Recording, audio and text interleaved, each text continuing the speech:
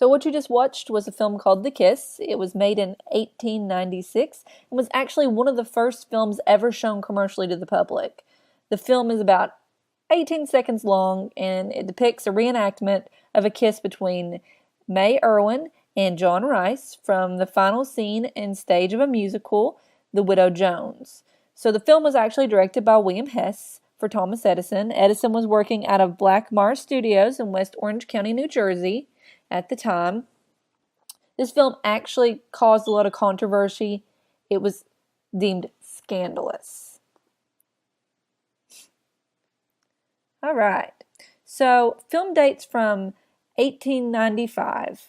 When the first motion pictures were created, editing did not exist. The novelty of seeing a moving picture was such that even screen stories weren't necessary. They were just excited to see moving pictures. The earliest films were less than a minute in length. They could be as simple as La Soirée de Orbis. I'm going to say all of that wrong.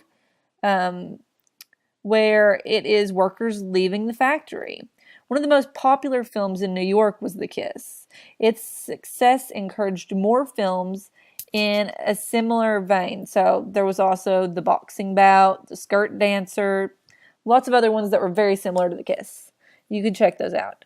Although George, I'm going to say his name wrong, Méliès, began producing more exotically created stories in France, such as Cinderella and A Trip to the Moon, all of the early films shared certain characteristics. Editing was non-existent, or at best, minimum.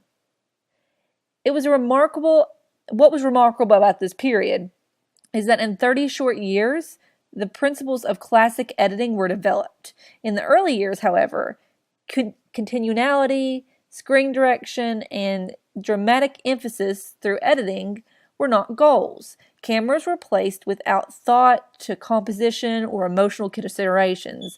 Lightings were not a notion. No dramatic intent was meant. It was just the lights that were there.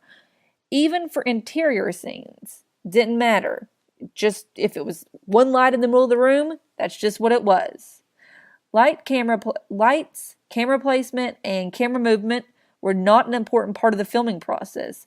The earliest Lumiere Brothers and Edison films, in those, the camera recorded an event or an act of incident.